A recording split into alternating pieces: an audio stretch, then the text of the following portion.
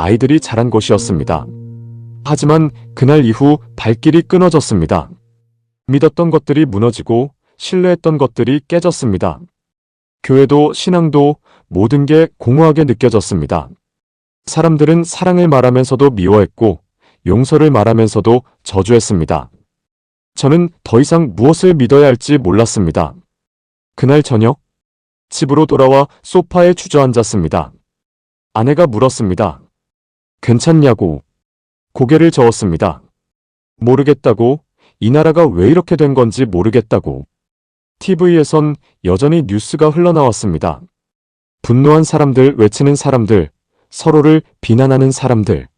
좌파는 우파를 욕했고 우파는 좌파를 욕했습니다. 그 사이에서 진실은 보이지 않았습니다. 저는 리모컨을 던지고 싶었습니다. 이게 다 무슨 소용인가? 예전 같았으면 성경을 펼쳤을 겁니다. 하지만 그날의 저는 그럴 마음조차 없었습니다. 믿음이라는 게 과연 이 혼란 속에서 무슨 의미가 있을까요? 그냥 사람들이 만들어낸 위로, 신념 같은 게 아닐까요? 다음 날 아침, 출근 준비를 하며 거울을 봤습니다. 오늘 그 사람을 보게 되겠구나. 가슴이 두근거렸습니다. 그건 호기심이 아니었습니다. 긴장도 아니었습니다.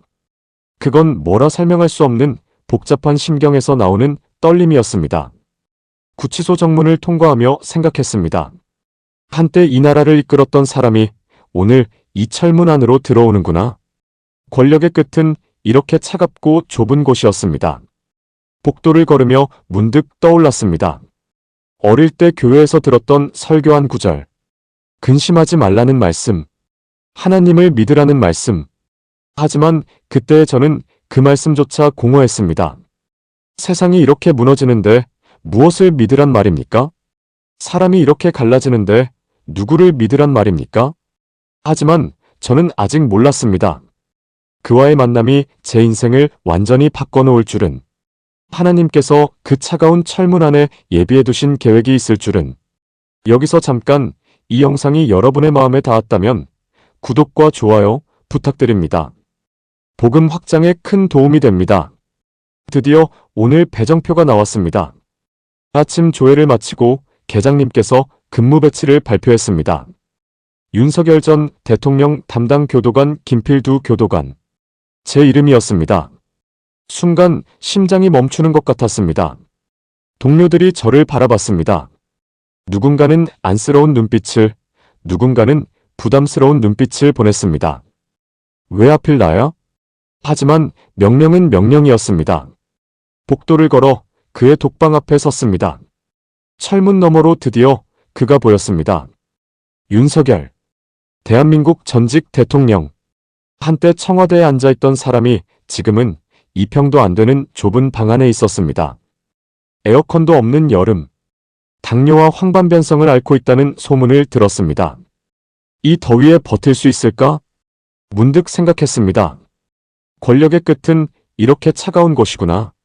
아니, 차가운 게 아니라 뜨거운 곳이구나. 그날 오후, 제가 그의 식판을 들고 철문을 열었습니다. 그는 조용히 고개를 숙였습니다. 수고하십니다. 그의 목소리는 생각보다 차분했습니다. 분노도 원망도 없었습니다. 저는 식판을 내려놓고 물었습니다. 식사 괜찮으십니까? 그는 고개를 끄덕였습니다. 감사합니다. 충분합니다. 그리고는 손을 모았습니다. 조용히 눈을 감고 기도를 하는 듯 했습니다. 저는 그 모습을 보며 멈춰 섰습니다. 저 사람 진짜로 기도하는 건가? 문을 닫고 나오며 생각했습니다. 저라면 저런 상황에서 기도할 수 있을까? 권력을 잃고 자유를 잃고 명예를 잃은 상태에서 하나님께 뭘 기도할 수 있을까? 그날 밤 집으로 돌아왔습니다. 아내가 저녁을 차려놓고 기다리고 있었습니다. 오늘 윤석열 대통령 진짜 봤어요? 고개를 끄덕였습니다. 어떻던가요? 저는 한참을 말없이 앉아 있었습니다. 모르겠어. 그냥 평범한 사람 같았어. 아내가 물었습니다. 괜찮아 보이던가요? 글쎄 힘들어 보이진 않았어.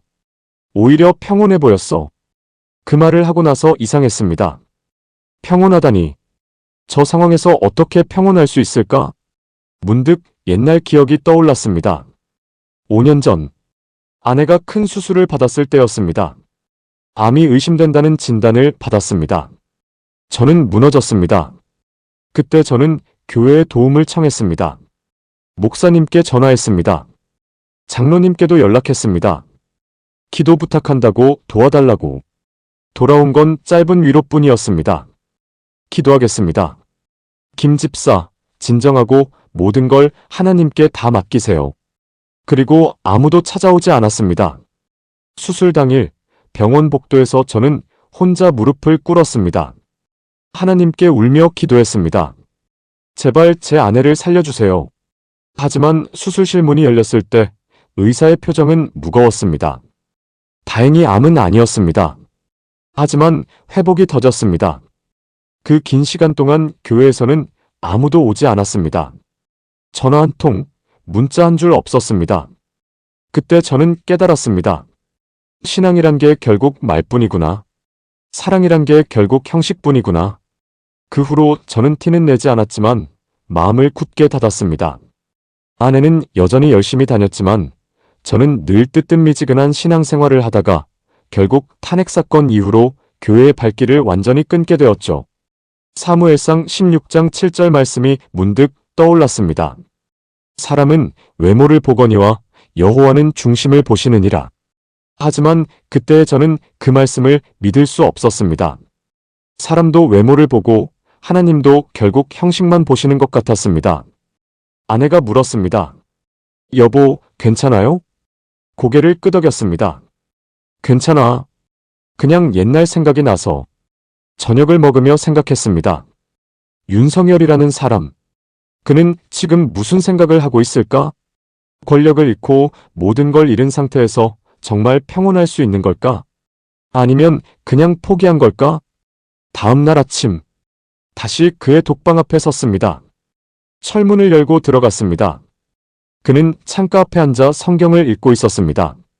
작은 창문으로 들어오는 햇살을 바라보며 작은 목소리로 기도도 했습니다. 저는 그 뒷모습을 보며 생각했습니다. 저 사람 정말 믿는 건가? 아니면 그냥 버티고 있는 건가? 하지만 저는 아직 몰랐습니다. 그의 평온이 단순한 체념이 아니라는 걸. 그의 기도가 진짜였다는 걸. 그로부터 일주일이 지났습니다. 매일 아침 저는 그의 독방 앞에 섰습니다. 식사 배식, 건강 체크, 일과 확인. 20년 경력의 교도관에게 익숙한 일상이었습니다. 하지만 이상했습니다. 다른 수감자들과는 뭔가 달랐습니다. 그는 불평이 없었습니다. 좁은 방, 뜨거운 여름, 딱딱한 침대. 그 어떤 것에도 불만을 표하지 않았습니다. 매일 새벽 5시. 제가 순찰을 돌 때면 그는 이미 깨어 있었습니다. 작은 창가에 앉아 눈을 감고 있었습니다. 기도하는 모습이었습니다. 저 사람 매일 저러나? 처음엔 그냥 쇼라고 생각했습니다. 교도관에게 보여주기 위한 연기라고, 저것도 여론을 형성하기 위한 거라고 생각했습니다. 하지만 일주일, 2주일이 지나도 그는 변함없었습니다. 어느 날 아침, 식사를 배식하러 들어갔습니다. 그는 창가에 서서 밖을 바라보고 있었습니다. 날씨가 좋네요. 그가 조용히 말했습니다. 저는 식판을 내려놓으며 답했습니다. 네, 오늘은 바람도 불고요. 그는 고개를 돌려 저를 봤습니다.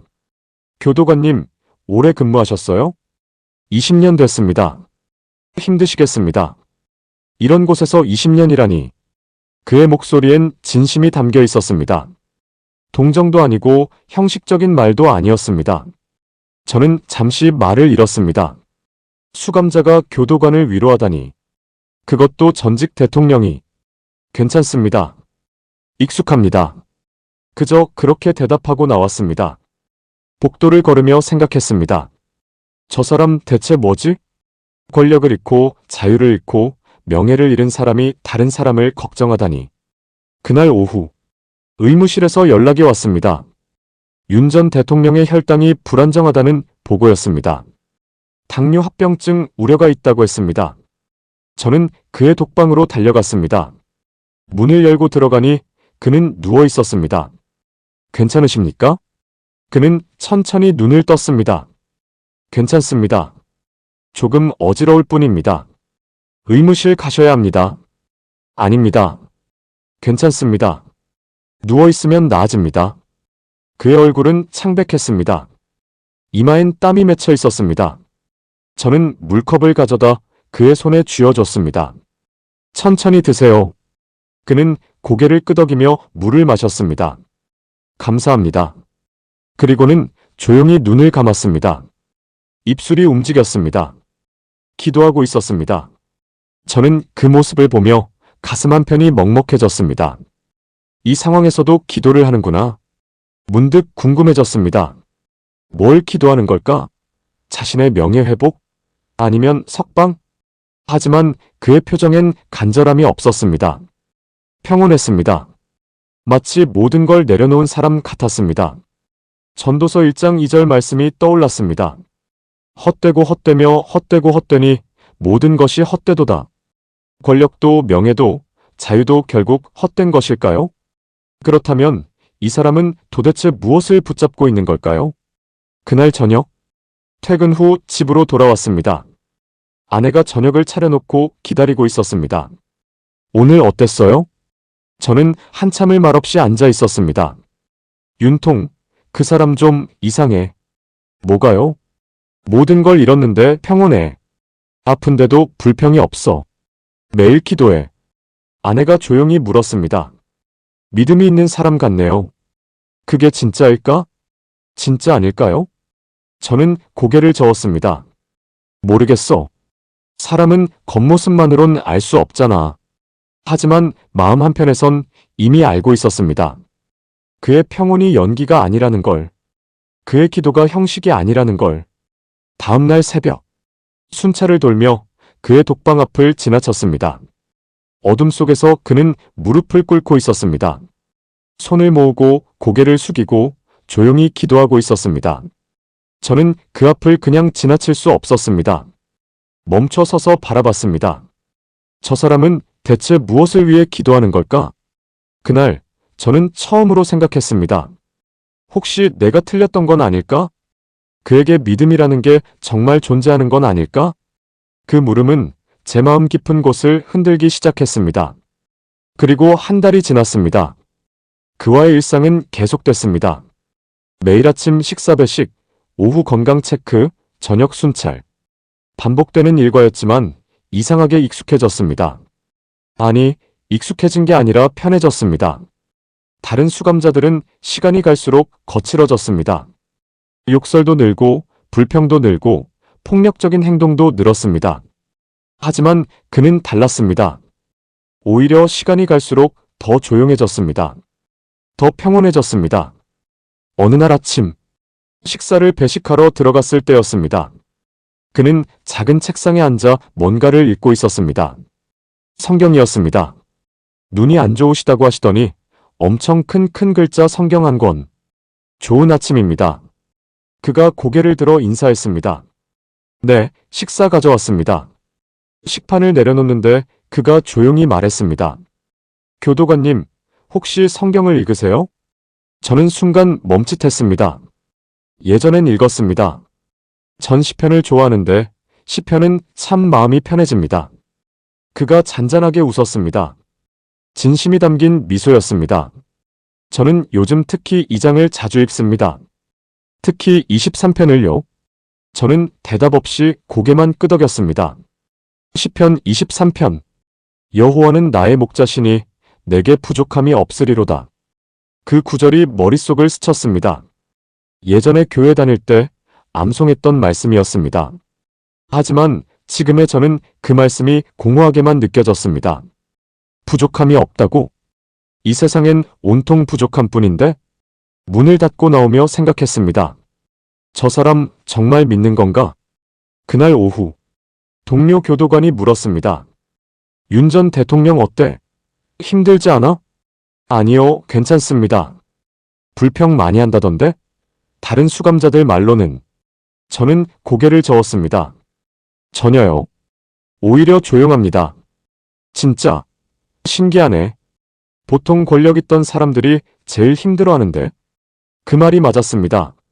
지난 20년간 봐왔던 정치인, 고위 공직자들은 대부분 무너졌습니다. 처음엔 자존심을 지키려 했지만 시간이 갈수록 붕괴됐습니다. 술을 요구하기도 했고 특별 대우를 요구하기도 했습니다. 하지만 그는 아무것도 요구하지 않았습니다. 그날 저녁, 순찰을 돌다가 그의 독방 앞을 지나쳤습니다. 불이 꺼진 어두운 방 안에서 그는 창가에 앉아 있었습니다. 달빛이 그의 얼굴을 비췄습니다. 그는 눈을 감고 기도하고 있었습니다. 손을 모으고 입술을 움직이며 조용히 기도하고 있었습니다. 저는 그 모습을 한참 바라봤습니다. 뭘 기도하는 걸까? 석방을 기도하는 걸까? 재판을 기도하는 걸까? 아니면 용서를 기도하는 걸까? 문득 궁금해졌습니다.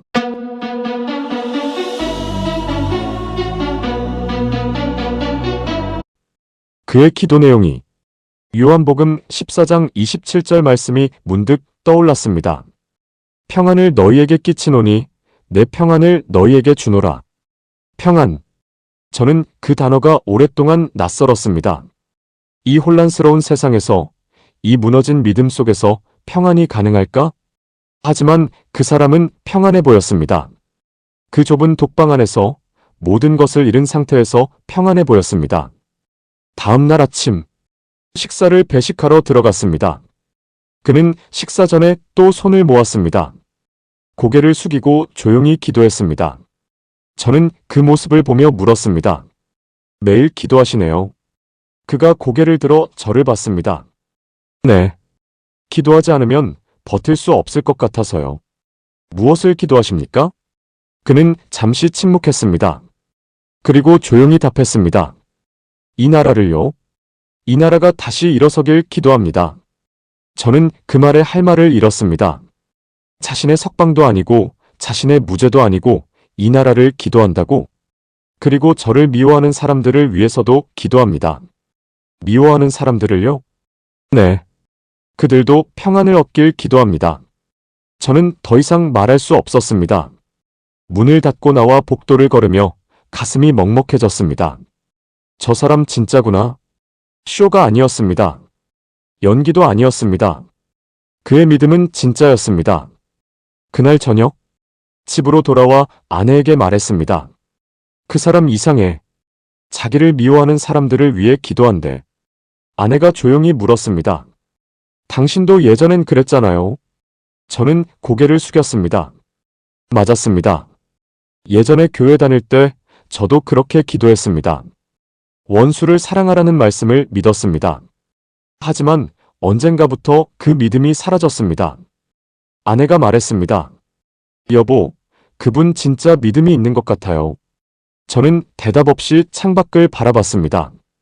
밤하늘엔 별이 총총했습니다. 그리고 제 마음속엔 작은 빛이 피어오르고 있었습니다. 혹시 제가 놓쳤던 게 있는 건 아닐까? 혹시 믿음이라는 게 정말 존재하는 건 아닐까? 그 물음 앞에서 저는 더 이상 확신할 수 없었습니다. 2달째, 어느 날 오후였습니다. 그의 독방을 순찰하던 중 문득 눈에 띄었습니다. 책상 위에 놓인 큰 글자 성경책. 그 안에 수많은 밑줄이 그어져 있었습니다. 빨간색, 파란색, 검은색. 책갈피도 여러 곳에 꽂혀 있었습니다. 이 책을 얼마나 읽은 걸까?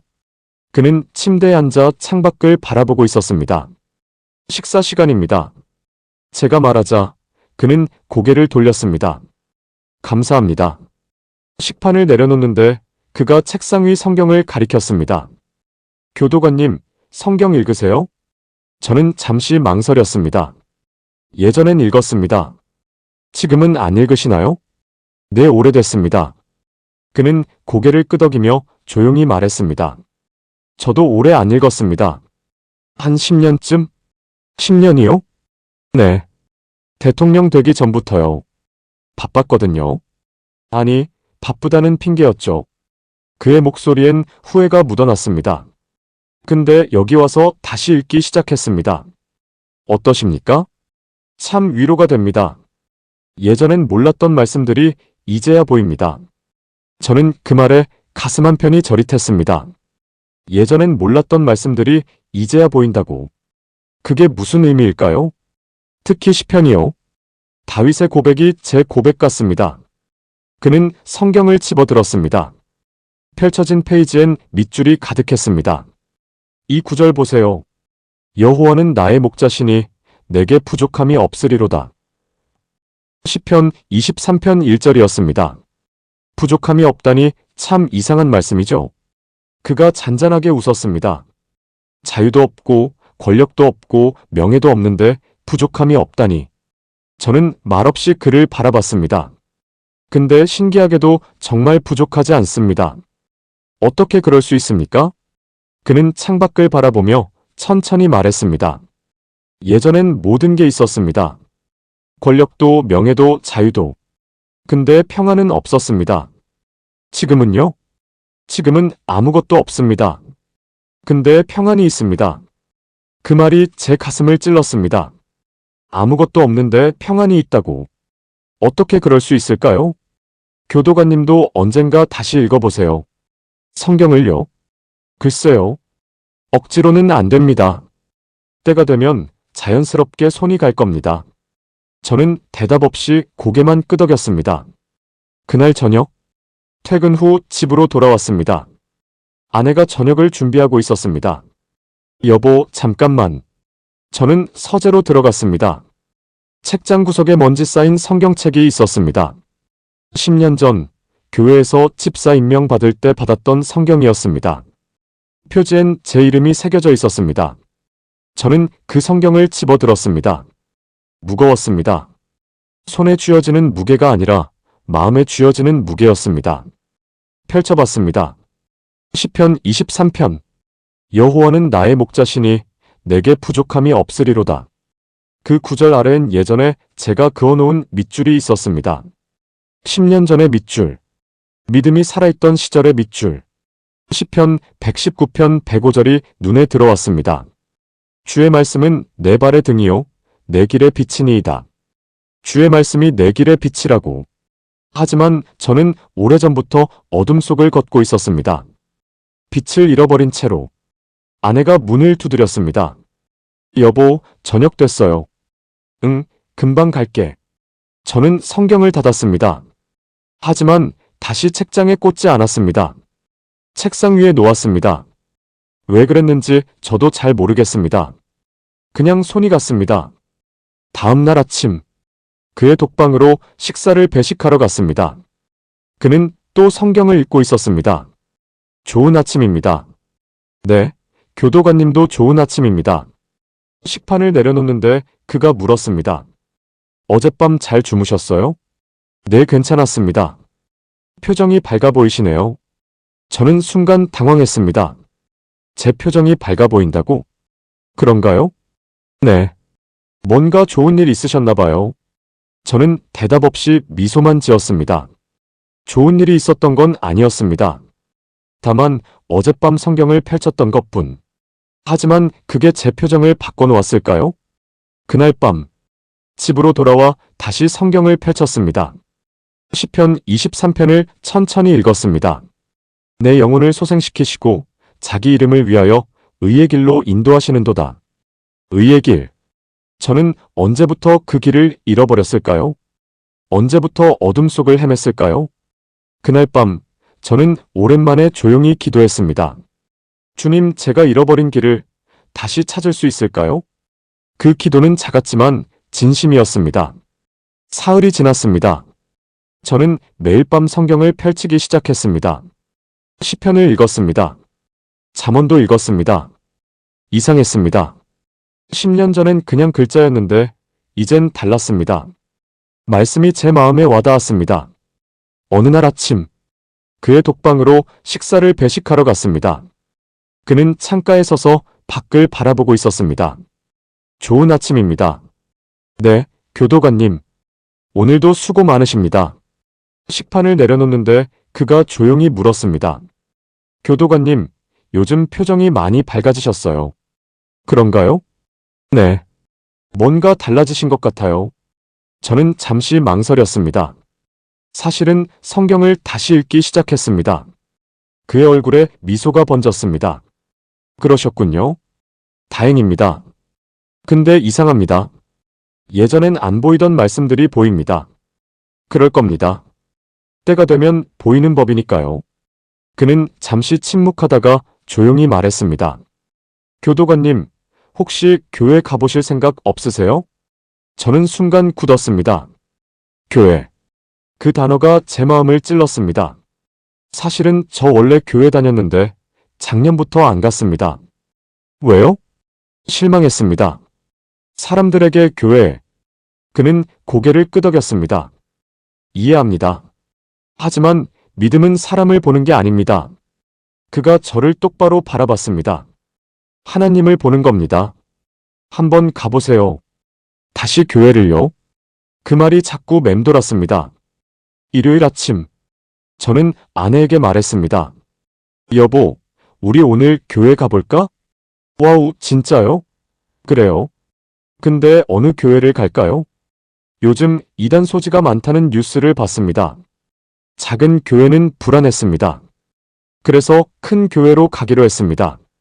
방송에도 나오는 유명한 목사님이 계시는 곳, 강남의 화려한 대형 교회였습니다. 예배당에 들어서니 사람들로 가득했습니다. 수백 명이 앉아 있었습니다. 화려한 조명, 큰 스크린, 웅장한 음향, 모든 게 압도적이었습니다. 예배가 시작됐습니다. 찬양이 울려 퍼졌습니다. 밴드가 연주했고 사람들은 손을 들고 찬양했습니다. 설교가 시작됐습니다. 목사님이 강단에 올라섰습니다. 유명한 분이었습니다. TV에서도 자주 보던 얼굴이었습니다. 오늘은 세계 정세와 우리나라를 위해 기도하겠습니다. 저는 고개를 끄덕였습니다. 나라를 위한 기도라니 좋은 교회라고 생각했습니다. 장로님 한 분이 앞으로 나와 대표 기도를 시작했습니다. 하나님 아버지. 장로님의 기도가 시작됐습니다. 우리의 우방인 미국이 보여주는 모습은 심히 염려스럽습니다. 저는 고개를 숙이고 들었습니다. 미국이 청교도가 세운 나라이고 기독교 국가로서 역할을 해왔으나 장로님의 목소리가 높아졌습니다. 이제 트럼프의 미국은 오직 자국의 이익만을 추구하는 나라로 추락하였습니다. 국제 질서를 어지럽히는 나라로 전락하였습니다. 저는 순간 귀를 의심했습니다. 트럼프 대통령을 비난하는 기도라니. 하나님 아버지, 트럼프 대통령을 불쌍히 여기시고 하나님을 두려워할 줄 아는 믿음을 주셔서 미국을 세계 평화에 기여하는 나라로 이끌 수 있도록 도와주시옵소서. 저는 혼란스러웠습니다. 왜 저런 기도를 하는 걸까? 그리고 주님, 장로님의 목소리가 더욱 높아졌습니다. 지난 3년 동안 윤석열 정부가 불법과 불공정으로 국정농단을 저질러 왔습니다. 저는 얼어붙었습니다. 스스로 일으킨 친위 쿠데타로 국민과 법의 심판을 받게 하시니 감사드립니다. 회중들이 아멘으로 화답했습니다. 강단의 젊은 목사님도 아멘이라고 화답했습니다. 저는 믿을 수가 없었습니다. 앞으로 우리나라가 하나님의 공의가 강물처럼 흐르는 나라가 되게 하소서. 더 이상 국가 지도자들이 거짓말을 부끄러운 줄 모르고 하는 나라가 되지 않도록 도와주시옵소서. 저는 고개를 들 수 없었습니다. 가슴이 답답했습니다. 숨이 막혔습니다. 장로님은 계속 기도했습니다. 하지만 이상했습니다. 이재명에 대한 이야기는 없었습니다. 반미운동을 하고 있다는 사실도, 친중 친북이라는 것도, 민주당의 공산주의적 성향에 대한 비판도 아무것도 없었습니다. 오직 윤석열 대통령만 정죄하고 있었습니다. 저는 문득 깨달았습니다. 윤석열 대통령은 친미, 반공, 반중국 노선을 취하고 있습니다. 중국과의 하이브리드 전쟁 중이라고 재판에서 밝히기도 했습니다. 그런데 교회에서는 공개적으로 그를 비난하고 있습니다. 반면 반미를 외치는 이재명에 대해서는 침묵하고 있습니다. 마태복음 7장 1절 말씀이 떠올랐습니다. 비판하지 말라 그리하면 너희가 비판을 받지 아니할 것이요. 누가 누구를 심판한단 말입니까? 교회가 왜 공산주의를 배격하지 않고 오히려 그것과 싸우는 사람을 비난하는 걸까? 기도가 끝났습니다. 사람들이 자리에 앉았습니다. 저는 도저히 더 이상 앉아 있을 수가 없었습니다. 조용히 일어나 뒷문으로 나왔습니다. 아내가 당황한 표정으로 따라 나왔습니다. 여보, 이 교회 굉장하네요. 저는 대답할 수 없었습니다. 교회 밖 계단에 주저앉았습니다. 이게 교회입니까? 가슴이 무너졌습니다. 큰 마음 먹고 다시 교회를 찾았는데 더 큰 실망만 안고 나왔습니다. 제 목소리가 떨렸습니다. 여보, 나 방금 진짜 충격 먹었어. 근데 이재명에 대해선 한마디도 없었어. 반미운동, 친중친북 아무것도. 공산주의와 싸우는 사람을 비난하면서 공산주의에 대해선 침묵하고 있어. 저는 문득 깨달았습니다. 윤 대통령이 왜 그렇게 조용히 기도하는지, 왜 자기를 미워하는 사람들을 위해 기도하는지, 교회조차도 그를 정죄하고 있으니까. 그는 정말 외로운 싸움을 하고 있었습니다. 많은 사람의 욕을 그 사람은 혼자 먹고 있구나. 그날 오후, 집으로 돌아와 성경을 펼쳤습니다. 마태복음 7장을 찾아 읽었습니다. 비판하지 말라. 네가 형제의 눈 속에 있는 티는 보면서 내 눈 속에 있는 들보는 깨닫지 못하느냐. 그 말씀이 제 가슴을 쳤습니다. 저도 윤석열을 비판했었습니다. 계엄 이후 저도 그를 정죄했었습니다. 하지만 지금 저는 그를 보고 있습니다. 매일 아침 기도하는 그를, 나라를 위해 자기를 미워하는 사람들을 위해 기도하는 그를, 공산주의와 싸우는 그를. 그날 밤 저는 조용히 기도했습니다. 주님, 제가 틀렸습니다. 사람을 보고 판단했습니다. 용서해 주소서. 그리고 윤 전 대통령을 지켜주소서. 그가 받는 모든 욕과 비난 속에서도 흔들리지 않게 해주소서. 그가 싸우고 있는 싸움이 헛되지 않게 해주소서. 그 기도는 작았지만 진심이었습니다. 8월, 폭염이 시작됐습니다. 구치소안은 더욱 뜨거워졌습니다. 에어컨이 없는 독방들, 환기도 제대로 되지 않는 좁은 공간. 수감자들은 힘들어했습니다. 불평이 늘었고 다툼도 잦아졌습니다. 그날도 무더운 날이었습니다. 기온이 35도를 넘었습니다. 오후 근무 중이었습니다. 복도를 순찰하며 각 독방을 확인했습니다. 그의 독방 앞에 섰습니다. 창문 너머로 그가 보였습니다. 침대에 앉아 있었습니다. 이마엔 땀이 흐르고 있었습니다. 얼굴이 창백해 보였습니다. 괜찮으십니까? 문을 열고 들어가 물었습니다. 네, 괜찮습니다. 하지만 목소리가 약했습니다. 얼굴이 안 좋아 보이십니다. 조금 어지럽습니다. 당뇨가 있다는 걸 알고 있었습니다. 황반변성도 앓고 있다는 것도. 이 더위 속에서 버티기 힘들 거라는 걸 알았습니다. 물 좀 드릴까요? 감사합니다. 저는 급히 물을 가져다 드렸습니다. 그는 천천히 물을 마셨습니다. 잠시 누워 계세요. 제가 의무실에 연락하겠습니다. 아닙니다. 괜찮습니다. 괜찮지 않으십니다. 저는 무전기로 의무실에 연락했습니다. 그리고 다시 복도로 나와 순찰을 계속했습니다. 30분쯤 지났을까? 갑자기 어지러움이 왔습니다. 저도 더위를 먹은 모양이었습니다. 복도가 흔들렸습니다. 시야가 흐려졌습니다. 이상하다. 한 걸음 내딛는데 제 다리에 힘이 풀렸습니다. 그대로 주저앉았습니다. 바닥이 차갑게 느껴졌습니다. 눈앞이 캄캄해졌습니다. 그때 갑자기 제 눈앞에 환한 빛이 보였습니다. 꿈인지 환상인지 알 수 없었습니다. 빛 속에서 음성이 들려왔습니다. 그는 나의 마음에 합한 자다. 그 음성은 분명했습니다. 이 시련은 징계가 아니라 부흥의 시작이다. 저는 그 음성을 듣고 있었습니다. 그를 지켜주어라. 그를 위해 기도하라. 눈물이 흘렀습니다. 왜 우는지 저도 몰랐습니다. 그냥 눈물이 멈추지 않았습니다. 얼마나 지났을까? 누군가 제 어깨를 흔들었습니다. 교도관님, 괜찮으세요? 동료의 목소리였습니다. 천천히 눈을 떴습니다. 복도 바닥에 누워 있었습니다. 얼마나 쓰러져 있었습니까? 10분쯤요. 깜짝 놀랐어요. 저는 천천히 일어났습니다. 머리가 무겁고 몸이 나른했습니다. 의무실 가보세요. 괜찮습니다. 잠깐 어지러웠을 뿐입니다. 하지만 마음속은 달랐습니다. 방금 들었던 그 음성, 그는 나의 마음에 합한 자다. 이 시련은 징계가 아니라 부흥의 시작이다. 그게 무슨 뜻일까요? 이사야 48장 10절 말씀이 떠올랐습니다. 내가 너를 연단하였으나 은처럼 하지 아니하고 너를 고난의 풀무에서 택하였노라. 고난의 풀무. 윤석열이라는 사람이 지금 그 풀무 속에 있는 건가요? 그리고 하나님은 그를 연단하고 계신 건가요? 동료가 말했습니다. 김 교도관님, 지금 윤 전 대통령 독방에 가봐야 할 것 같아요. 아까 의무실 갔다 왔는데 상태가 더 안 좋으시대요.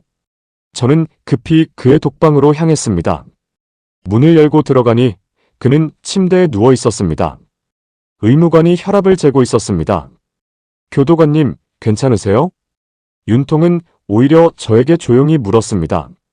자기가 아픈데 저를 걱정하고 있었습니다. 네, 괜찮습니다. 쓰러지셨다고 들었습니다. 잠깐 어지러웠을 뿐입니다. 그는 천천히 몸을 일으켰습니다. 책상 위에 있던 물병을 가져다 제게 내밀었습니다. 이거라도 드세요. 차가운 물입니다. 저는 그 물병을 받았습니다. 그의 손이 따뜻했습니다. 아니, 뜨거웠습니다. 열이 있는 것 같았습니다. 대통령님이 더 힘드실 텐데. 괜찮습니다. 익숙합니다. 그는 잔잔하게 웃었습니다. 혹시 대통령님, 뭐 하나 물어봐도 될까요? 네. 제가 어렵게 입을 뗐습니다. 혹시 계엄, 후회 안 하십니까? 그 질문을 던지고 나서 후회했습니다. 너무 직설적이었습니다. 하지만 그는 당황하지 않았습니다. 오히려 조용히 창밖을 바라보며 답했습니다. 후회 안 합니다. 어떻게? 나 한 사람, 목숨 하나 죽어도 괜찮습니다. 그의 목소리가 낮아졌습니다. 이걸로 나라가 깨어난다면 저는 아무 말도 할 수 없었습니다. 이 시련이 이 나라를 다시 세우는 시작이 된다면 나 한 사람쯤이야. 그는 고개를 숙였습니다. 하나님께서 이 나라를 불쌍히 여기실 겁니다. 저는 그 말을 듣고 눈물이 났습니다.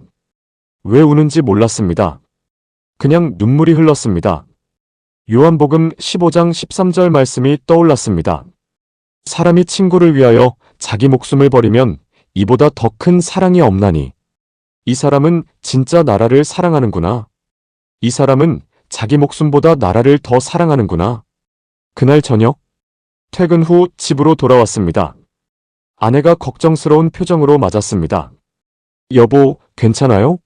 쓰러졌다면서요? 응, 괜찮아. 잠깐 더위 먹은 거야. 저는 소파에 앉았습니다. 오늘 이상한 경험을 했어. 뭔데요? 쓰러졌을 때 음성이 들렸어. 환상 같은 걸 봤어. 아내가 놀란 표정으로 저를 바라봤습니다. 무슨 음성이요? 그는 나의 마음에 합한 자다 그런 음성이었어. 누가요? 윤석열. 아내는 아무 말 없이 제 손을 잡았습니다. 여보, 하나님께서 당신에게 뭔가 보여주시려는 것 같아요. 저는 고개를 끄덕였습니다. 그날 밤, 저는 무릎을 꿇었습니다. 오랜만에 진심으로 기도했습니다. 주님, 제가 본 것이 맞습니까? 들은 것이 맞습니까? 그 사람이 정말 주님의 마음에 합한 자입니까? 그렇다면 저는 무엇을 해야 합니까? 그날 밤의 기도는 제 인생을 바꿔놓기 시작했습니다. 다음 날 아침, 출근길이 무거웠습니다. 어젯밤 본 환상이 계속 머릿속을 맴돌았습니다. 그는 나의 마음에 합한 자다. 그 음성이 진짜였을까요? 아니면 그냥 제가 더위를 먹어서 본 환각이었을까요? 구치소에 도착했습니다. 조회를 마치고 순찰을 시작했습니다. 그의 독방으로 향했습니다. 문을 열고 들어가니 그는 창가에 서 있었습니다. 좋은 아침입니다. 네, 교도관님. 어제는 괜찮으셨어요? 네, 괜찮았습니다. 다행입니다. 걱정했습니다. 그가 미소 지었습니다. 여전히 얼굴은 창백했지만 눈빛은 평온했습니다. 대통령님은 어떠십니까? 저도 괜찮습니다. 밤새 기도했더니 좀 나아졌어요. 기도를요? 네. 교도관님을 위해서요. 저는 순간 멈칫했습니다. 저를 위해서요? 네. 어제 쓰러지셨다고 해서 걱정됐습니다. 자기가 아픈데 저를 위해 기도했다고. 가슴이 뭉클했습니다. 감사합니다.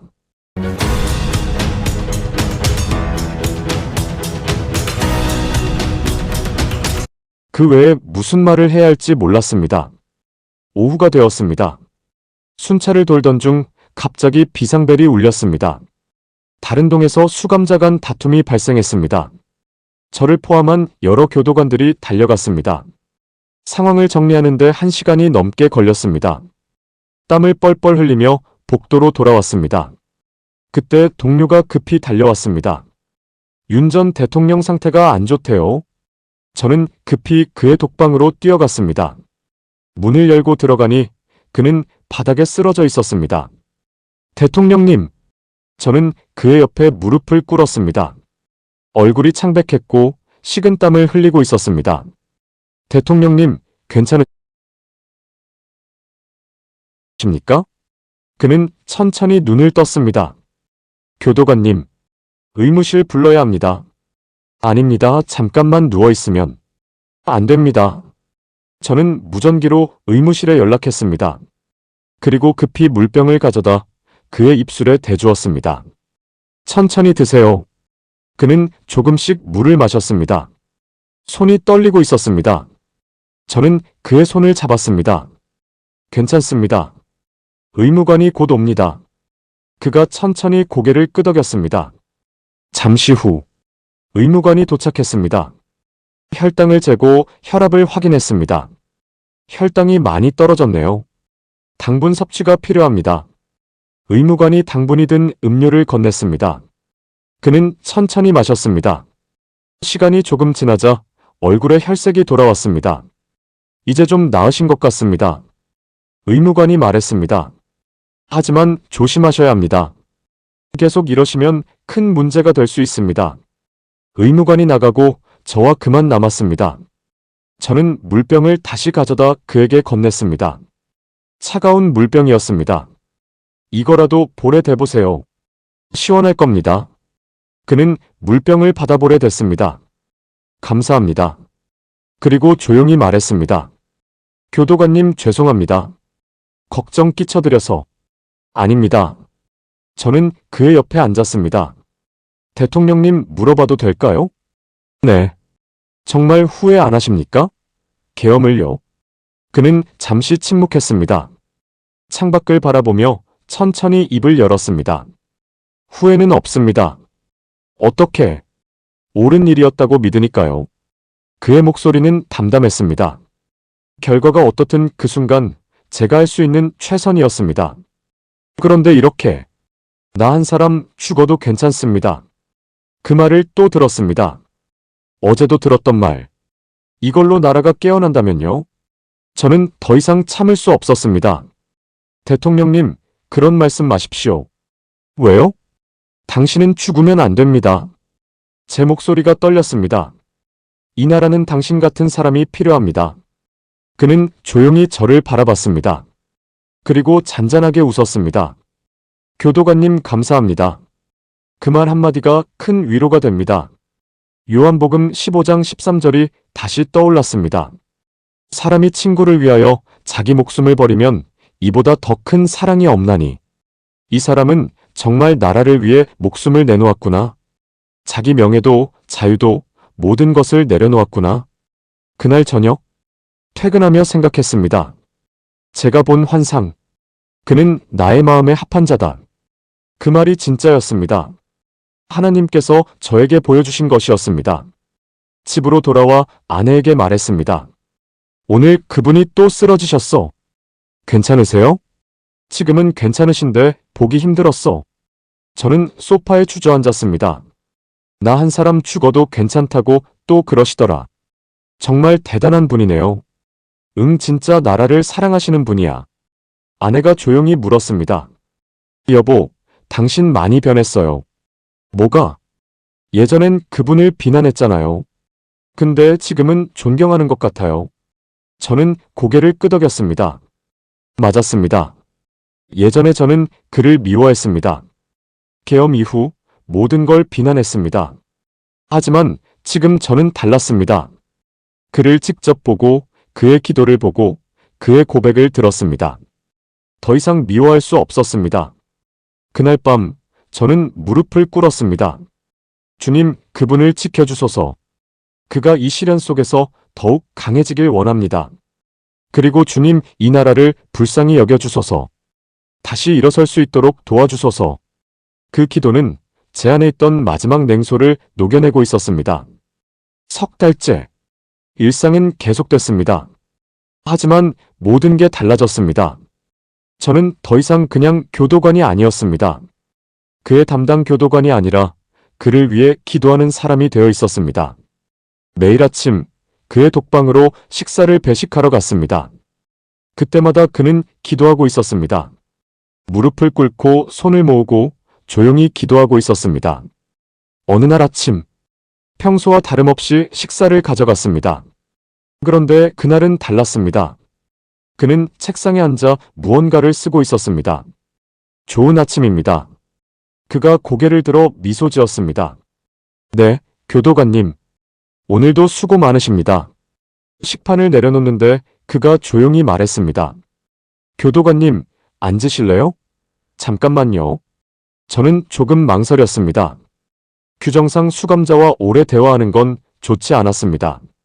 하지만 거절할 수 없었습니다. 의자에 앉았습니다. 그는 창밖을 바라보며 천천히 입을 열었습니다. 교도관님, 제 이야기 좀 들어주시겠어요? 네. 저 어릴 때 목사가 되고 싶었습니다. 저는 놀라서 그를 바라봤습니다. 목사요? 네. 중학생 때였어요. 교회에서 열심히 봉사했죠. 찬양대도 하고 주일학교 교사도 하고. 그의 목소리가 잔잔했습니다. 그때는 정말 순수했습니다. 하나님을 사랑했고 사람들을 섬기고 싶었어요. 그런데 왜 검사가 되셨습니까? 아버지의 권유였습니다. 목사보다는 법조인이 되라고 하셨죠. 그는 잠시 침묵했습니다. 그래서 법대에 갔습니다. 사법고시에 합격했고 검사가 됐죠. 후회하셨습니까? 아니요. 처음엔 괜찮았습니다. 정의를 실현한다고 생각했으니까요. 그가 고개를 저었습니다. 하지만 권력이 주어지면서 모든 게 달라졌습니다. 어떻게요? 하나님을 잊었습니다. 그의 목소리가 낮아졌습니다. 검사가 되고 검찰총장이 되고 대통령이 되면서 저는 하나님을 멀리했습니다. 교회는 다니셨지 않습니까? 교회는 다녔죠. 하지만 형식이었습니다. 정치적인 이유였죠. 그가 쓴웃음을 지었습니다. 사람들 앞에서 기도했지만 진심이 아니었습니다. 저는 말없이 들었습니다. 근데 여기 와서 모든 게 무너지고 나서야 진짜 하나님을 만났습니다. 어떻게 만나셨습니까? 이 방이 제 기도실이 됐습니다. 그가 좁은 독방을 돌아보며 말했습니다. 여기서 저는 처음으로 진짜 기도를 배웠습니다. 무엇을 기도하십니까? 용서를요. 그의 눈빛이 진지했습니다. 제가 교만했습니다. 권력을 쥐었을 때 제가 모든 걸 할 수 있다고 생각했죠. 하지만 지금 아무것도 할 수 없습니다. 그제야 깨달았습니다. 지금부터 주목할 만한 한 가지 상상을 해보겠습니다. 만약 어느 날 매년 억대 수익을 내는 전업 제가 얼마나 작은 존재인지를. 요한계시록 2장 9절 말씀이 떠올랐습니다. 내가 네 환난과 궁핍을 알거니와 실상은 네가 부요한 자니라. 환난과 궁핍. 이 사람은 지금 환난 속에 있었습니다. 하지만 실상은 부요했습니다. 진짜 믿음을 발견했으니까요. 교도관님, 그가 저를 바라봤습니다. 저는 이제 알겠습니다. 이 시련이 왜 왔는지를. 왜 오셨다고 생각하십니까? 하나님께서 저를 깨우시려고요. 그리고 이 나라를 위한 중보자들을 깨우시려고요. 그의 목소리가 떨렸습니다. 권력의 자리에 있을 땐 하나님이 보이지 않았습니다. 근데 이 좁은 방에서 하나님이 보입니다. 매일 아침 눈을 뜰 때마다 하나님의 은혜를 느낍니다. 식사를 할 때마다 감사가 나옵니다. 이 작은 창문으로 들어오는 햇살조차 축복입니다. 저는 그 고백을 들으며 눈시울이 뜨거워졌습니다. 모든 것을 잃은 사람이 감사한다고 말하고 있었습니다. 교도관님, 제가 여기 온 건 징계가 아닙니다. 그럼 뭡니까? 회복입니다. 하나님과의 관계를 회복하는 시간이죠. 그리고 다시 대한민국의 교회가 각성되는 시간이죠. 그는 창밖을 바라봤습니다. 저는 이제 기도합니다. 나라를 위해, 국민을 위해, 교회를 위해, 심지어 저를 미워하는 사람들을 위해서도. 어떻게 그럴 수 있으십니까? 용서받았으니까요.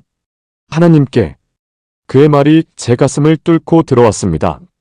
용서받았으니까 용서할 수 있다고. 사랑받았으니까 사랑할 수 있다고.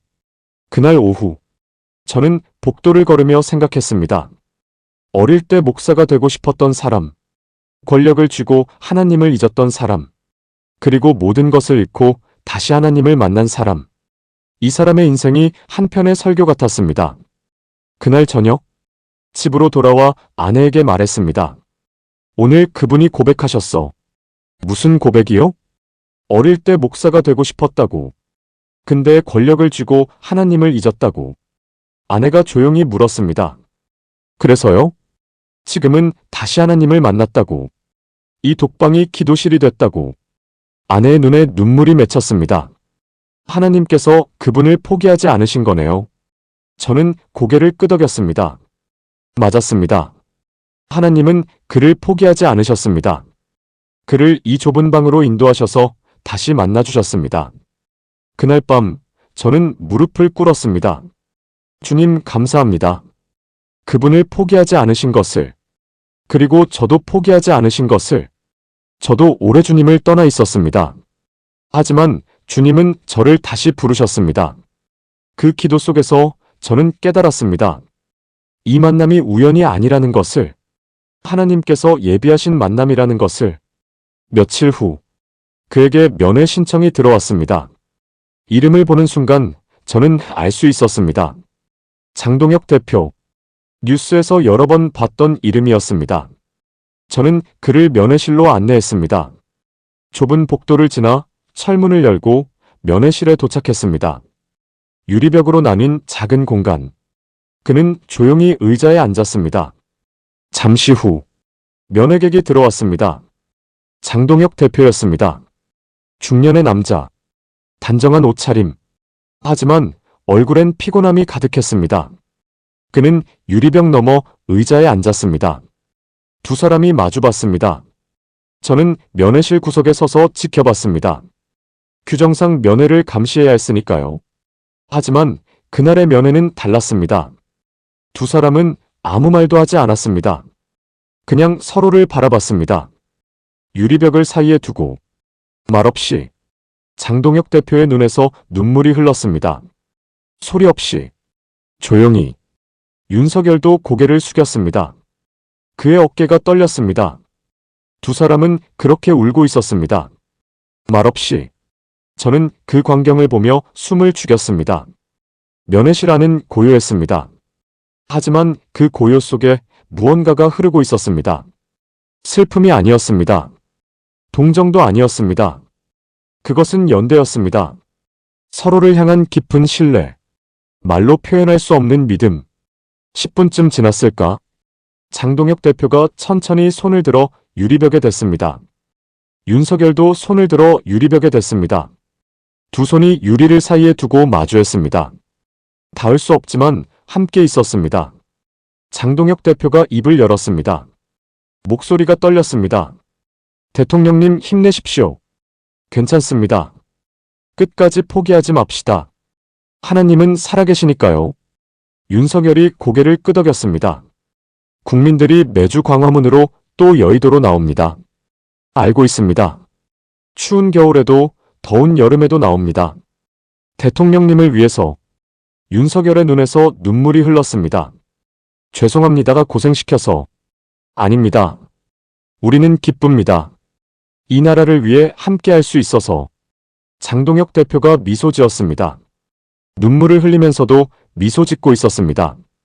대통령님, 포기하지 마십시오. 네. 하나님께서 반드시 길을 여실 겁니다. 믿습니다. 두 사람은 다시 말없이 서로를 바라봤습니다. 시간이 흘렀습니다. 면회 종료 시간이 되었습니다. 저는 조용히 다가가 알렸습니다. 면회 시간이 종료됐습니다. 장동혁 대표가 천천히 일어섰습니다. 윤석열도 일어섰습니다. 두 사람은 마지막으로 깊게 고개를 숙여 인사했습니다. 그리고 돌아섰습니다. 장동혁 대표가 면회실을 나가는 모습을 윤석열은 끝까지 바라봤습니다. 문이 닫히고 면회실엔 윤석열만 남았습니다. 그는 그 자리에 서서 한참을 움직이지 않았습니다. 저는 조용히 다가갔습니다. 대통령님, 독방으로 돌아가셔야 합니다. 그는 고개를 끄덕였습니다. 천천히 돌아섰습니다. 얼굴엔 눈물 자국이 남아 있었습니다. 하지만 표정은 평온했습니다. 독방으로 돌아가는 복도. 그는 조용히 말했습니다. 교도관님, 저는 참 복받은 사람입니다. 저는 그 말에 걸음을 멈췄습니다. 어떻게 그렇게 생각하십니까? 저를 위해 기도해주는 사람들이 많으니까요. 그가 잔잔하게 웃었습니다. 광화문에서, 여의도에서, 전국 곳곳에서 저를 위해 기도해주시는 분들이 계십니다. 그게 얼마나 큰 힘인지 아십니까? 저는 대답할 수 없었습니다. 마태복음 5장 4절 말씀이 떠올랐습니다. 애통하는 자는 복이 있나니 그들이 위로를 받을 것이며. 애통하는 자. 지금 이 나라엔 애통하는 사람들이 있었습니다. 여의도에서, 광화문에서, 전국 곳곳에서 눈물로 기도하는 사람들이 있었습니다. 그리고 그 눈물이 이 사람에게 힘이 되고 있었습니다. 독방에 도착했습니다. 문을 열어드렸습니다. 그는 들어가기 전 저를 돌아보며 말했습니다. 교도관님도 감사합니다. 저는 아무것도 안 했습니다. 아닙니다. 교도관님도 저를 위해 기도해 주시잖아요. 저는 깜짝 놀랐습니다. 아니, 그걸 어떻게 아십니까? 느껴집니다. 당신의 눈빛에서요. 그가 미소 지었습니다. 기도는 숨길 수 없습니다. 기도하는 사람은 눈빛이 다르거든요. 문이 닫혔습니다. 저는 복도에 서서 한참을 서 있었습니다. 가슴이 먹먹했습니다. 그날 저녁, 집으로 돌아와 아내에게 말했습니다. 오늘 장동혁 대표가 면회 오셨어. 그러셨구나. 어떠셨어요? 두 분이 말없이 우시더라. 10분 내내 아내의 눈에 눈물이 맺혔습니다. 얼마나 힘드실까요? 응. 근데 신기한 건 두 분 다 평온하셨어. 슬픔이 아니라 연대 같았어. 저는 창밖을 바라봤습니다. 사람들이 광화문과 여의도에서 기도한다고 하더라. 매주. 알아요. 뉴스에서 봤어요. 그 기도가 저 사람에게 힘이 되는 것 같아. 아내가 조용히 말했습니다. 여보, 우리도 기도해요. 그분을 위해서. 저는 고개를 끄덕였습니다. 그날 밤 우리 부부는 함께 무릎을 꿇었습니다. 주님, 윤석열 대통령을 지켜주소서. 그를 위해 기도하는 모든 이들에게도 힘을 주소서. 그리고 이 나라가 다시 일어설 수 있도록 인도해 주소서. 그 기도는 우리 부부를 하나로 묶었습니다. 믿음 안에서. 주말이었습니다. 퇴근 후 오랜만에 동창들을 광화문 근처에서 보기로 했습니다. 버스를 탔습니다. 필요한 모든 것을 적시적소에 준비하는 것이 바로 우리 로드시티션들이 하는 역할입니다. 평소엔 다른 노선을 타는데 그날은 왜인지 광화문 집회 앞을 지나는 버스를 탔습니다. 그때 창밖으로 이상한 광경이 보였습니다. 사람들. 수많은 사람들이 모여 있었습니다. 버스가 가까워지자 더 선명하게 보였습니다. 태극기. 수천 개의 태극기가 펄럭이고 있었습니다. 성조기도 보였습니다. 사람들은 손을 들고 찬송가를 부르고 있었습니다. 저는 버스 창문에 얼굴을 바짝 댔습니다. 이게 뭐지? 뉴스에서 봤던 그 광화문 집회. 하지만 직접 본 건 처음이었습니다. 화면으로 볼 때와는 완전히 달랐습니다. 노인들도 있었습니다. 젊은이들도 있었습니다. 아이를 업은 엄마도 있었습니다. 이 인원이 몇 명이나 되는 거지? 수만 명은 되어 보였습니다. 어쩌면 10만 명도 넘을지 모르겠다는 생각이 들었습니다. 이게 민심 아닌가? 하지만 이상했습니다. 공영방송 뉴스 어디에서도 이 장면을 본 적이 없었습니다.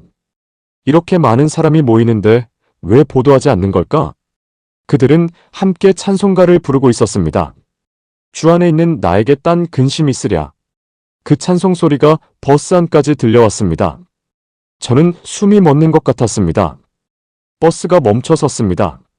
신호등 때문이었습니다. 저는 창밖을 더 자세히 봤습니다. 현수막이 보였습니다. 대한민국을 위한 기도. 윤어게인 윤석열 대통령 석방하라. 정의가 살아있는 나라. 그 현수막들 사이로 사람들의 얼굴이 보였습니다. 진지한 얼굴들. 간절한 얼굴들. 그들은 정치를 하러 온 게 아니었습니다. 나라를 위해 기도하러 온 것이었습니다. 신호등이 바뀌었습니다. 버스가 다시 움직였습니다.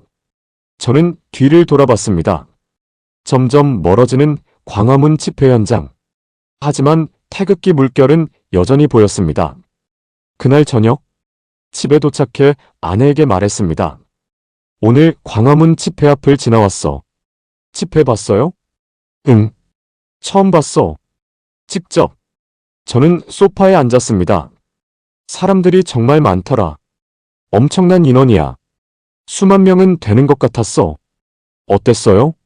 솔직히 놀랐어. 이게 민심 아닌가 싶었거든. 근데 이상한 건 공영방송 어디에도 이 장면이 안 나온다는 거야. 아내가 조용히 고개를 끄덕였습니다. 그날 밤, 저는 인터넷을 검색했습니다. 광화문 집회에 대해 더 알고 싶었습니다. 이곳을 이끄는 사람이 전광훈 목사였습니다. 영상을 클릭했습니다. 그는 핏대를 세우고 외치고 있었습니다. 윤석열 대통령을 석방하라. 대한민국이 무너지고 있습니다. 깨어나십시오. 저는 그 모습을 보며 순간 당황했습니다. 목사가 왜 저러지? 설교나 잘하면 되지. 왜 저렇게 정치적으로 나서는 걸까? 다른 영상도 봤습니다. 전광훈 목사의 간증이었습니다. 그의 아들이 초등학교 5학년 때 학교에서 돌아온 아들이 방문에 낙서를 했다고 합니다. 박 씨를 죽이자. 그리고 자기 이름을 사인했다고. 목사는 깜짝 놀라 물었습니다. 이게 뭐냐? 아들이 대답했습니다. 선생님이 가르쳤어요. 박 씨를 죽이라고. 그날부터 전광훈 목사는 조사했습니다. 전교조에 대해서 책을 읽고 공부하고 알아갈수록 충격이었습니다. 역사 왜곡, 반미 교육, 국가 정체성 부정. 어린 학생들에게 그런 것들을 가르치고 있었습니다. 그날부터 그는 결심했습니다. 내가 목숨을 걸고 대한민국을 지켜야겠다. 3분 영상을 보며 눈물이 났습니다. 이 사람 진짜구나. 하지만 문득 떠올랐습니다. 며칠 전 꿈. 그날 밤 저는 이상한 꿈을 꿨습니다. 꿈속에서 주님께서 보여주신 장면들. 모세가 이스라엘을 구하기 위해 바로 앞에 선 모습. 엘리야가 아합 왕 앞에서 외친 모습. 느헤미야가 무너진 성벽을 세우기 위해 일어선 모습. 그들은 단순히 기도만 한 게 아니었습니다. 행동했습니다. 나라를 위해, 민족을 위해 목숨을 걸고 일어섰습니다. 그 꿈이 지금 떠올랐습니다. 혹시 전광훈 목사님도? 저는 다시 영상을 봤습니다. 이번엔 다르게 보였습니다. 그의 외침이 정치가 아니라 부르짖음이었습니다. 나라를 사랑하는 마음의 외침이었습니다. 기도를 넘어선 행동하는 믿음이었습니다. 이승만 대통령이 세운 네 기둥. 자유민주주의, 자유시장 경제, 한미동맹, 기독교. 그 기둥들이 무너지고 있다는 외침. 공산주의와 싸우라는 외침. 저는 아내를 불렀습니다. 여보, 이것 좀 봐. 아내가 옆에 앉았습니다. 함께 영상을 봤습니다. 전광훈 목사의 설교. 목회자가 왜 거리로 나갔냐고 물으시는 분들이 계십니다. 저도 35년간 교회에서 목회만 했습니다. 하지만 나라가 무너지는데 가만히 있을 수 없었습니다. 일제시대 때 순교하신 목사님들처럼 저도 이 나라를 위해 목숨을 걸겠습니다. 아내의 눈에 눈물이 맺혔습니다. 여보, 이분 정말 대단하시네요. 응, 처음엔 오해했어. 목사가 왜 저러나 싶었는데 제 목소리가 떨렸습니다. 이분은 정말 나라를 위한 영적 지도자야. 행동하는 믿음이야. 부르짖는 기도야. 마태복음 5장 14절 말씀이 떠올랐습니다.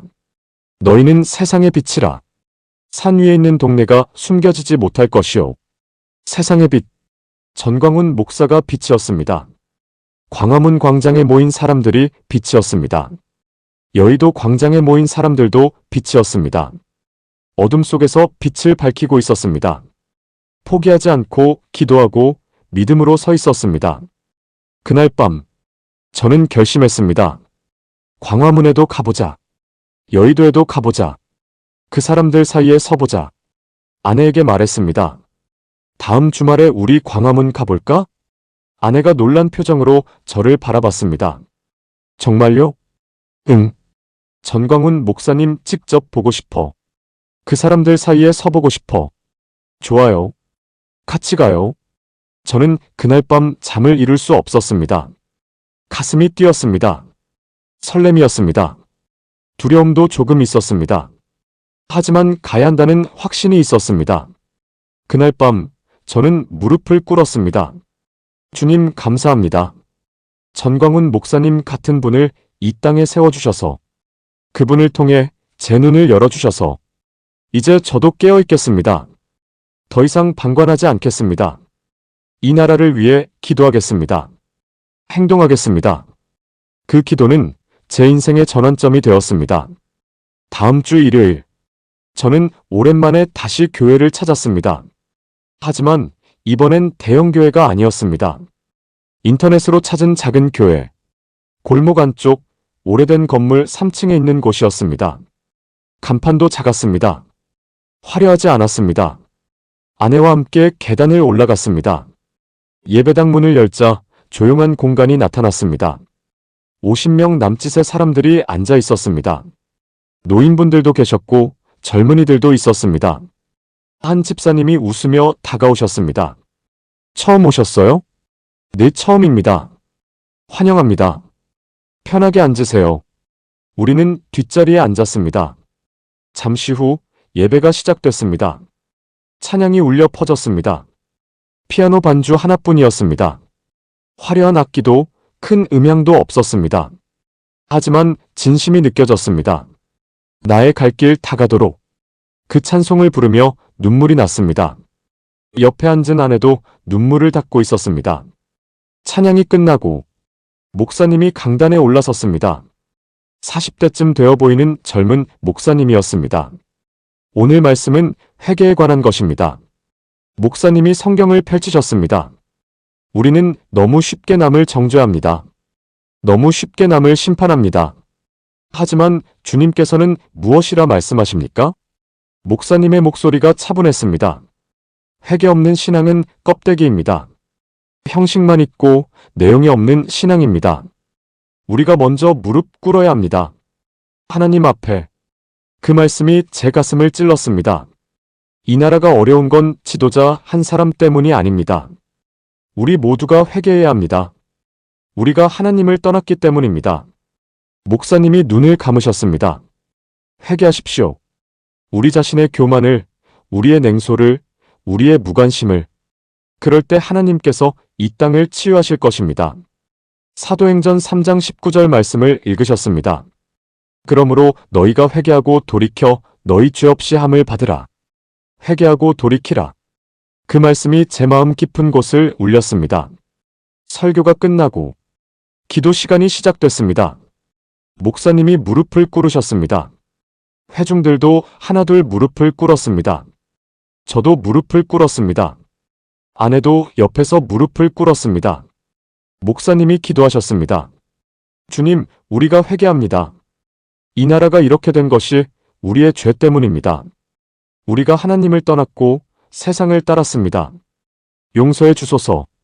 저는 그 기도를 들으며 눈물을 흘렸습니다. 제 안에 있던 교만이 보였습니다. 냉소가 보였습니다. 무관심이 보였습니다. 저는 조용히 기도했습니다. 주님, 저를 용서해 주소서. 저는 오랫동안 주님을 떠나 있었습니다. 교회를 떠났고 신앙을 버렸습니다. 사람들을 미워했고 세상을 원망했습니다. 용서해 주소서. 눈물이 멈추지 않았습니다. 그리고 윤석열 대통령을 정죄했던 것도 용서해 주소서. 그를 미워했고 비난했습니다. 하지만 이제 알았습니다. 그가 얼마나 힘든지를, 그가 얼마나 이 나라를 사랑하는지를. 주님, 그를 지켜주소서. 기도가 끝나고 천천히 고개를 들었습니다. 목사님이 저를 바라보고 계셨습니다. 따뜻한 눈빛이었습니다. 예배가 끝나고 목사님이 저희에게 다가오셨습니다. 처음 오셨는데 은혜 받으셨나요? 저는 고개를 끄덕였습니다. 네, 정말 은혜 받았습니다. 다행입니다. 다음 주에도 오시길 바랍니다. 네, 꼭 오겠습니다. 목사님이 제 손을 잡으셨습니다. 기도할 것 있으시면 말씀하세요. 저는 잠시 망설였습니다. 그리고 조용히 말했습니다. 저 교도관입니다. 윤석열 대통령 담당입니다. 목사님의 눈이 커졌습니다. 그러셨군요. 매일 그분을 봅니다. 기도하시는 모습을, 평안한 모습을. 제 목소리가 떨렸습니다. 기도 부탁드립니다. 그분을 위해서요. 목사님이 제 손을 더 꽉 잡으셨습니다. 물론입니다. 매일 기도하고 있습니다. 이제 더 간절히 기도하겠습니다. 감사합니다. 교도관님도 힘내십시오. 하나님께서 그곳에 당신을 두신 이유가 있을 겁니다. 그 말에 가슴이 뜨거워졌습니다. 교회를 나오며 아내가 제 손을 잡았습니다. 여보, 좋은 교회네요. 응. 진짜 좋은 교회야. 다음 주에도 올까요? 당연하지. 저는 하늘을 올려다봤습니다. 맑은 하늘이었습니다. 구름 한 점 없는 푸른 하늘. 주님, 감사합니다. 다시 교회로 돌아오게 하셔서 그날 집으로 돌아와 성경을 펼쳤습니다. 사도행전 3장을 찾아 읽었습니다. 너희가 회개하고 돌이켜 너희 죄 없이 함을 받으라. 회개. 저는 회개했습니다. 제 교만을, 냉소를, 무관심을. 그리고 돌이켰습니다. 하나님께로. 그날 밤 저는 무릎을 꿇었습니다. 주님, 이제 제가 할 일을 보여주소서. 윤석열 대통령을 위해, 이 나라를 위해 제가 무엇을 해야 할지 알려주소서. 더 이상 방관하지 않겠습니다. 더 이상 냉소하지 않겠습니다. 주님의 뜻대로 살겠습니다. 그 기도는 제 인생의 새로운 시작이었습니다. 다음 주 월요일, 평소처럼 출근했습니다. 조회를 마치고 순찰을 시작했습니다. 그의 독방으로 향했습니다. 문을 열고 들어가니 그는 책상에 앉아 있었습니다. 무언가를 쓰고 있었습니다. 좋은 아침입니다. 그가 고개를 들어 미소 지었습니다. 네, 교도관님. 주말 잘 보내셨어요? 네, 잘 보냈습니다. 식판을 내려놓는데 책상 위에 펼쳐진 종이가 보였습니다. 편지 같았습니다. 정갈한 글씨로 빼곡하게 적혀 있었습니다. 편지 쓰시나 봅니다. 네. 가족들에게요. 그가 잠시 펜을 내려놓았습니다. 교도관님, 여쭤봐도 될까요? 네. 주말에 뭐 하셨어요? 표정이 많이 밝아 보이시네요. 저는 잠시 망설였습니다. 교회 다녀왔습니다. 오, 그러셨군요. 다행입니다. 그리고 광화문 집회에 갔습니다. 그의 눈빛이 흔들렸습니다. 광화문에요? 네. 집회예요. 대통령님을 위한 기도 집회. 그는 말없이 저를 바라봤습니다. 눈가가 붉어졌습니다. 사람들이 정말 많았습니다. 수만 명이요. 그랬군요. 태극기를 들고 찬송을 부르고 기도하고 있었습니다. 대통령님을 위해서요. 그의 눈에서 눈물이 흘렀습니다. 소리 없이. 감사합니다. 정말 감사합니다. 그는 고개를 숙였습니다. 어깨가 떨렸습니다. 저는 조용히 서 있었습니다. 한참 후, 그가 천천히 고개를 들었습니다. 교도관님, 이거 좀 봐주시겠어요? 그가 책상 위에 편지를 가리켰습니다. 편지인데 국민들에게 전하고 싶은 말입니다. 저는 조심스럽게 다가갔습니다. 편지를 읽기 시작했습니다. 사랑하는 국민 여러분께 이 좁은 방에서 편지를 씁니다. 진실과 공의, 그리고 믿음으로 이 땅이 일어서기를 저는 후회하지 않습니다. 제가 한 선택이 옳았다고 믿습니다. 비록 지금은 이곳에 있지만 제 마음은 여전히 대한민국과 함께 있습니다. 여의도에서, 광화문에서, 전국 곳곳에서 기도해 주시는 국민 여러분께 감사드립니다. 그 기도가 저에게 큰 힘이 됩니다. 포기하지 마십시오. 이 나라는 반드시 다시 일어설 것입니다. 정의는 반드시 승리할 것입니다. 하나님께서 이 땅을 포기하지 않으실 것입니다. 감사합니다. 그리고 사랑합니다. 윤석열 드림. 저는 편지를 다 읽고 고개를 들었습니다. 목이 메었습니다. 좋은 편지입니다. 그렇게 생각하세요? 네. 진심이 느껴집니다. 그가 잔잔하게 웃었습니다. 저는 조용히 그 자리를 떠났습니다. 그날 저녁, 집으로 돌아와 아내에게 말했습니다. 오늘 그분이 편지를 쓰시더라. 누구한테요? 국민들한테. 감사하다고, 포기하지 말라고. 저는 잠시 생각에 잠겼습니다. 하나님께서 길을 여실 거야. 때가 되면. 그날 밤 저는 주님께 여쭈었습니다. 주님, 제가 이제 무엇을 해야 합니까? 그분의 이야기를 제가 전해야 합니까? 두렵습니다. 하지만 해야 한다면 하겠습니다. 길을 보여주소서. 기도 후, 저는 책상에 앉았습니다. 그리고 노트를 펼쳤습니다. 천천히 글을 쓰기 시작했습니다. 저는 교도관입니다. 윤석열 대통령을 담당하고 있습니다. 여러분께 전하고 싶은 이야기가 있습니다. 그분은 매일 기도합니다. 자신이 아니라 이 나라를 위해, 자신을 미워하는 사람들까지도 위해. 그분은 후회하지 않습니다. 옳은 일을 했다고 믿으니까. 그분은 평안합니다. 모든 것을 잃었지만 하나님을 만났으니까. 여러분, 포기하지 마십시오. 계속 기도해 주십시오. 그 기도가 그분에게 큰 힘이 됩니다. 그리고 이 나라에도. 저는 펜을 내려놓았습니다. 이 글을 어떻게 전할지는 아직 몰랐습니다. 하지만 써야 한다는 확신이 있었습니다. 때가 되면 하나님께서 길을 여실 것입니다. 그날 이후 저는 매주 광화문 집회를 찾았습니다. 한 주도 빠짐없이. 비가 와도 눈이 와도 더워도 추워도 아내와 함께 그곳으로 향했습니다. 어느 토요일 오후 광장은 또다시 사람들로 가득했습니다. 태극기가 펄럭이고 찬송가가 울려 퍼졌습니다. 일어나라 빛을 발하라. 수만 명이 함께 불렀습니다.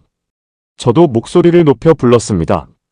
옆에 선 할머니, 앞에 선 청년, 뒤에 선 가족들. 모두가 하나 되어 찬양했습니다. 그 순간 저는 깨달았습니다. 이건 좌우의 싸움이 아니구나. 이건 정치가 아니었습니다. 진보와 보수의 대결도 아니었습니다. 이건 빛과 어둠의 싸움이구나. 진리와 거짓의 싸움. 정의와 불의의 싸움. 깨어있음과 잠들매 싸움. 저는 주변을 둘러봤습니다. 노인들이 무릎을 꿇고 기도하고 있었습니다. 젊은이들이 손을 들고 찬양하고 있었습니다. 어린아이를 아는 부모들이 태극기를 흔들고 있었습니다. 이들은 살아있었습니다. 기도가 살아있었고, 찬양이 살아있었고, 믿음이 살아있었습니다. 그때 문득 대조되는 장면이 떠올랐습니다. 몇 주 전, 제가 갔던 그 대형교회, 화려한 예배당, 웅장한 음향, 수백 명의 사람들. 하지만 그곳엔 없었습니다. 나라를 위한 기도가 없었습니다. 위기에 빠진 이 땅을 향한 부르짖음이 없었습니다. 오직 축복과 성공과 개인의 평안만 있었습니다. 설교는 부드러웠습니다. 아무도 불편하지 않게, 아무도 도전받지 않게, 그저 듣기 좋은 말만 있었습니다. 하지만 집회 현장은 달랐습니다. 여기엔 불편함이 있었습니다. 추위도, 더위도, 고됨도 있었습니다. 하지만 진심이 있었습니다. 살아있는 기도가 있었습니다. 행동하는 믿음이 있었습니다. 요한복음 1장 5절 말씀이 떠올랐습니다. 빛이 어두움에 빛이 돼 어두움이 깨닫지 못하더라. 빛과 어둠. 이곳엔 빛이었습니다. 아무도 주목하지 않아도, 언론이 보도하지 않아도, 사람들이 비난해도 이곳에서 빛이 비치고 있었습니다. 단상에서 한 목사님이 말씀하셨습니다. 오늘날 한국 교회가 죽어가고 있습니다. 형식만 있고 내용이 없습니다. 설교는 많지만 행함은 없습니다. 목사님의 목소리가 떨렸습니다. 야고보서 2장 17절에 뭐라고 말씀하십니까? 행함이 없는 믿음은 그 자체가 죽은 것이라. 오늘날 많은 교회가 죽은 예배를 드리고 있습니다. 나라가 무너지는데 침묵합니다. 정의가 짓밟히는데 외면합니다. 편안한 설교만 하고 축복만 말합니다. 주님께서 이를 기뻐하시겠습니까? 그 말씀이 제 가슴을 쳤습니다. 저도 예전엔 그랬습니다. 교회에 다니면서도 세상 일엔 무관심했습니다. 나라가 어떻게 되든 정의가 어떻게 되든 내 평안, 내 축복만 구했습니다. 하지만 이제 달랐습니다. 눈이 떠졌습니다. 나라가 무너지면 교회도 무너집니다. 정의가 사라지면 믿음도 사라집니다. 목사님이 계속 말씀하셨습니다. 마태복음 23장에서 예수님께서 외식하는 서기관과 바리새인들을 꾸짖으셨습니다. 화 있을진저 외식하는 서기관들과 바리새인들이여, 잔과 대접의 겉은 깨끗이 하되 그 안에는 탐욕과 방탕으로 가득하게 하는도다. 오늘날 많은 교회가 이와 같습니다. 겉은 화려하지만 속은 비어 있습니다. 형식은 있지만 능력은 없습니다. 말로만 사랑을 외치지만 행함은 없습니다. 사람들이 고개를 끄덕였습니다.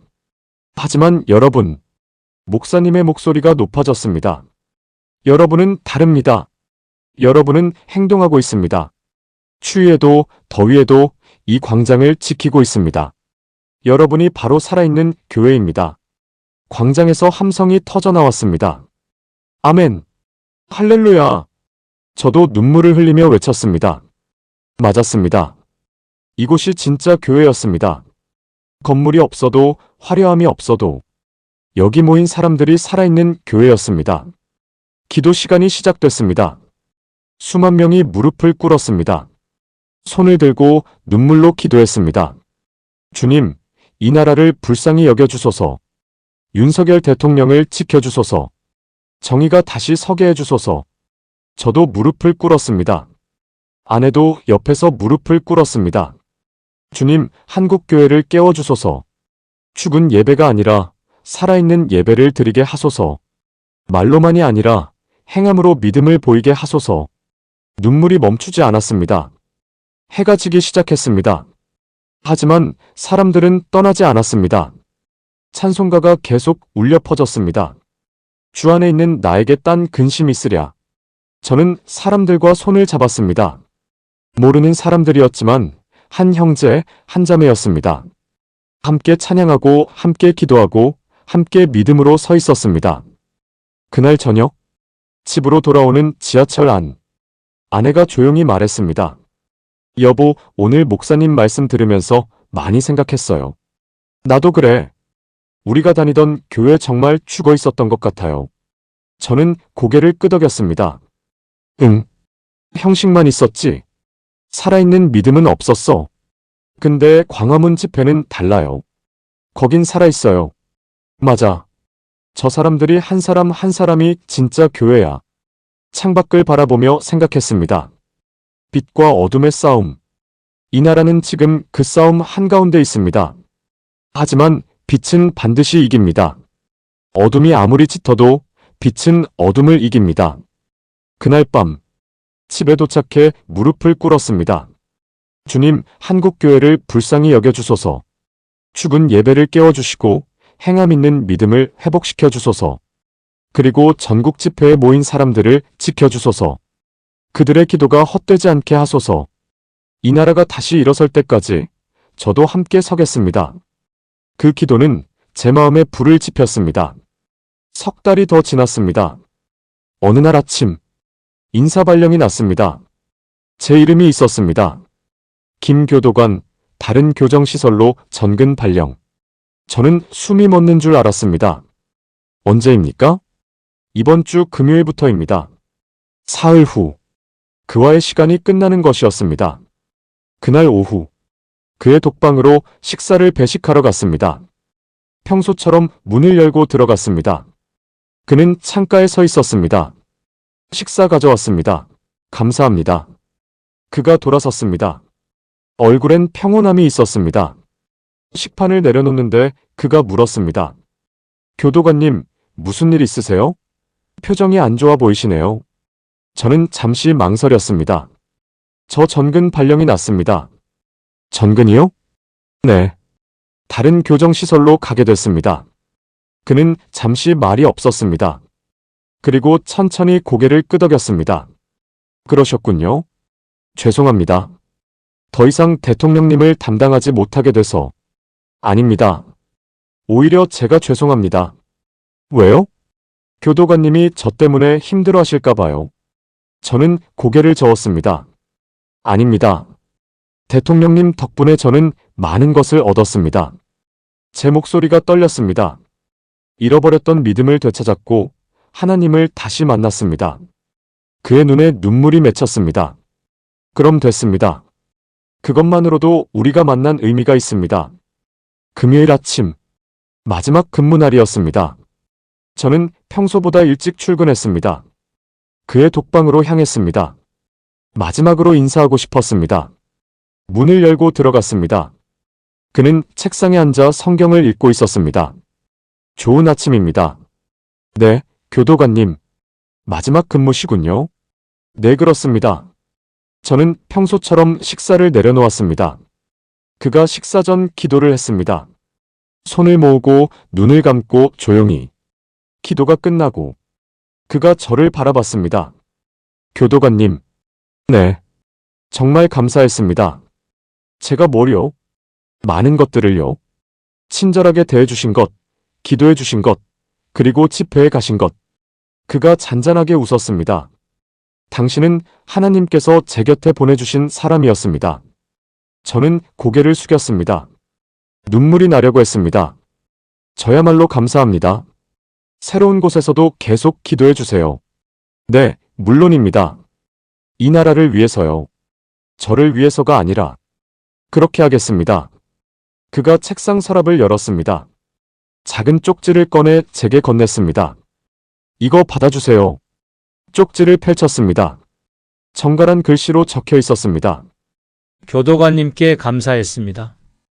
당신은 하나님께서 제 곁에 보내주신 천사였습니다. 새로운 곳에서도 계속 기도해 주세요.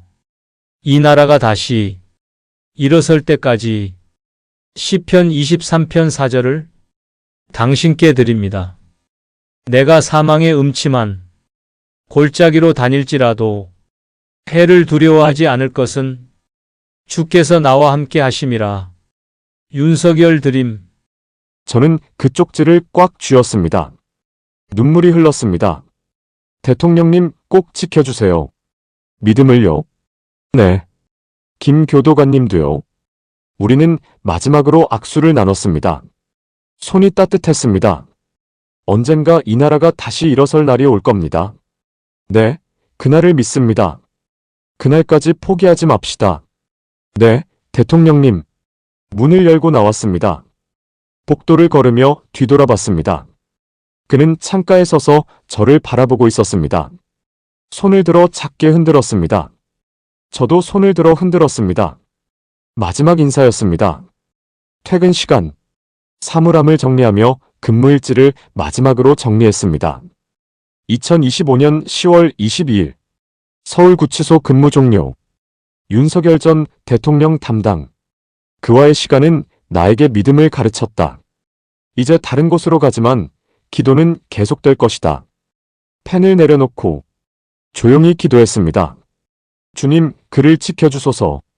제가 떠나도 주님께서 함께하소서. 그날 밤 집으로 돌아와 아내에게 말했습니다. 오늘 마지막 근무였어. 그분께 인사했어요? 응했어. 쪽지도 받았어. 쪽지를 아내에게 보여줬습니다. 아내가 눈물을 글썽이며 읽었습니다. 여보, 정말 좋은 분이네요. 응, 평생 잊지 못할 거야. 아내가 제 손을 잡았습니다. 여보, 우리 함께 기도해요. 그분을 위해서 우리는 함께 무릎을 꿇었습니다. 요한복음 14장 18절 말씀을 떠올리며 기도했습니다. 내가 너희를 고아와 같이 버려두지 아니하고 너희에게로 오리라. 주님, 윤석열 대통령을 고아처럼 버려두지 마소서. 제가 떠나도 주님께서 함께하소서. 그를 위해 기도하는 모든 이들에게도 힘을 주소서. 그리고 이 나라를 불쌍히 여겨주소서. 정의가 다시 서고 진리가 승리하는 날까지 우리는 포기하지 않겠습니다. 계속 기도하겠습니다. 이 나라가 다시 일어설 때까지. 다음 주 토요일, 저는 다시 광화문으로 향했습니다. 아내와 함께. 이젠 다른 교정시설에서 근무하지만 집회는 계속 찾을 것입니다. 광장엔 여전히 수만 명이 모여 있었습니다. 태극기가 펄럭이고 찬송이 울렸습니다. 저는 사람들 사이에 섰습니다. 찬양이 시작됐습니다. 승리하리 승리하리, 예수 안에서 승리하리. 저는 목소리를 높여 불렀습니다. 손을 들고 눈물을 흘리며 온 마음을 다해. 이 나라가 다시 일어설 때까지, 윤석열 대통령이 석방될 때까지, 정의가 승리할 때까지 저는 포기하지 않을 것입니다. 자, 믿음의 길목 식구 여러분, 이제 마음을 모아 비록 온라인이지만 진심으로 나라를 위해 기도합시다. 다 함께 기도드리겠습니다. 역사의 주인 되신 하나님 아버지, 주님만이 홀로 거룩하시고 우리 생명과 이 나라의 주권을 주관하시는 분이심을 고백합니다.